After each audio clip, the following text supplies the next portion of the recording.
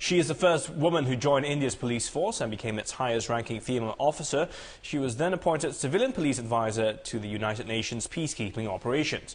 She's also founded 2 NGOs and is a recipient of the prestigious Rama Magsaysay Award, also known as the Asian Nobel Prize. We met Dr. Kiran Bedi, prominent anti-corruption activist, and began by asking her whether it was hard being a woman in a male-dominated profession. Not for me. When I joined the service, when it came to physical stamina and mental tenacity, I was a former Asian tennis champion. Right. Yeah, I mean, and tennis, and I guess you brought the same drive, the same passion to your work as well? Yes, sports helps that. Sports gives you a bundle of extra qualities, which books alone don't. And I think that worked the right way for me in the service. Mm-hmm. And did you always have that goal to sort of, you wanted to rise, or you knew that you had to do more to sort of, I guess, become in a position where you could affect or create more change? Yes, as a student, when I was growing up in India in the 60s, I was in school in the 70s in university, I was growing up with the goal that I'll join the government to make the difference. And policing attracted me because policing is so effective and well done that it reaches the common man so well. And that's how the uniform, the power behind the uniform, the power to serve, today attracted me as a student. So I'd made up my mind to join the officer ranks, the Indian Police Service, which comes through a tough competitive examination in India. And when you were in there, I mean, after having served for many years, did you have that same drive, or did you find yourself a little bit disillusioned with what you had seen? Never, no? Never.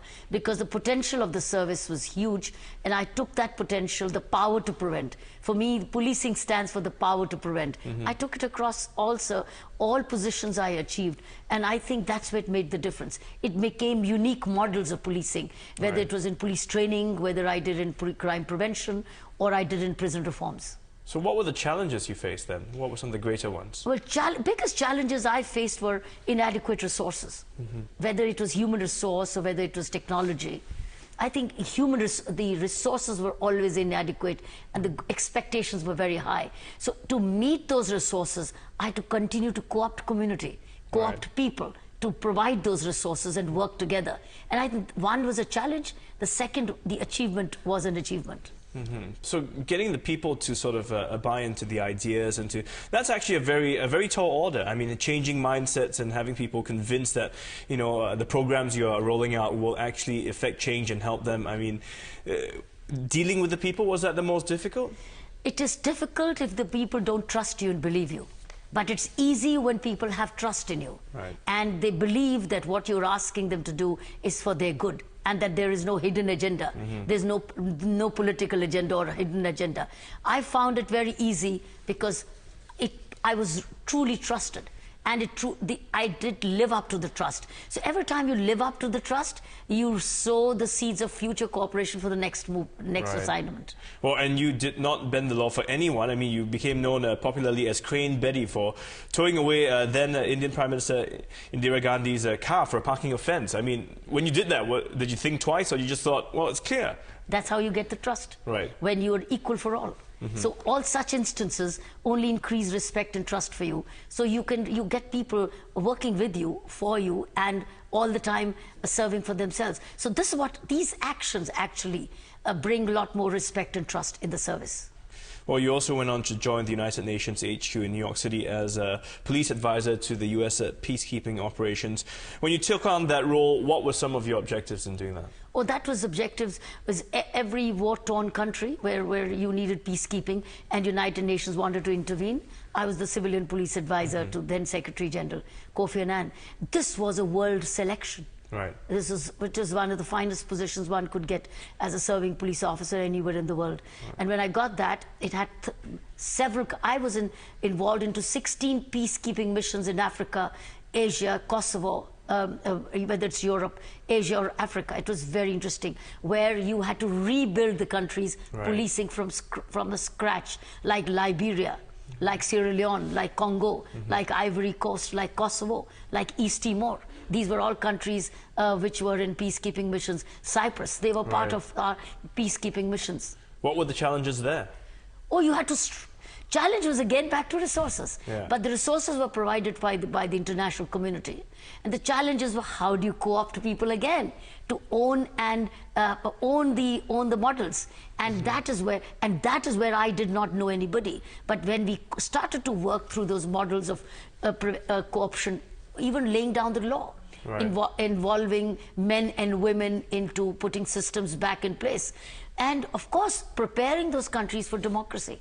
I think these are huge right, challenges where I knew none, and you had to start from a deficit. Today you're also well recognized as a social activist. You have 2 NGOs. Can you tell us a bit more about them and the work they do? The 2 NGOs, one of them is almost going to celebrate Silver Jubilee next year, January.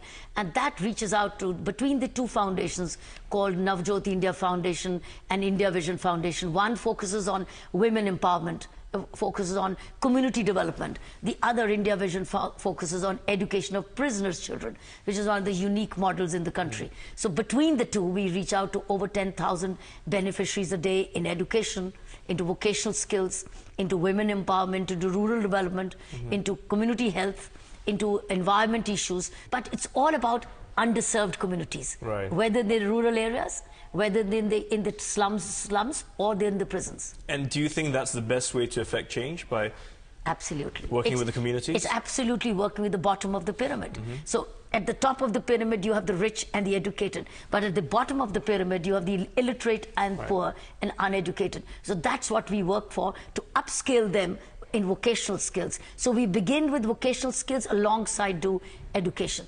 That is where you're removing them from poverty. But you're not just working with the bottom, you've gone to the top as well, trying to work with the government. I mean, an anti-corruption movement in India that you're working closely with Anna Hazare to pass the Jan Lokpal bill. How do you intend to do that? How do you think that's another tough challenge that lies ahead? I think this has been the toughest. Yeah. Because this actually brought us in conflict with an absolute vested interest, which is rich, and it was powerful, and had the state power with them. Vested interest, because not a level playing field makes them richer. So I think that's been the toughest. Last 2 years, we've been at it, led by Anna Hazare, who's a social reformer in India of very high stature. He's called also the modern days Gandhi. He's been a selfless, spotless reformer who's been fighting against corruption for decades. I just joined him. He led the movement, and millions joined him to give India an independent investigating agency, which India still does not have. India has a Central Bureau of Investigation, but it's not independent of political controls. What we're trying to do is set it free from political control and bring it under the supervision of independent ombudsman called the Lokpals. Right. Independent. That's what we're asking for, drafting of the law which sets our investigation agency free. We haven't achieved it yet, but we're making breakthroughs, because millions across the country have become members of the India Against Corruption movement. And how optimistic are you about that? It's come a long way, and it's got a long way to go. But if we hadn't begun, we would have only gone back in corruption. But now there's a break on the corruption. There's greater media has played a great role in exposure. So media exposed while we generated mobility and public opinion. I think it's gone in tandem. And suddenly there's greater demand for transparency and accountability in governance today.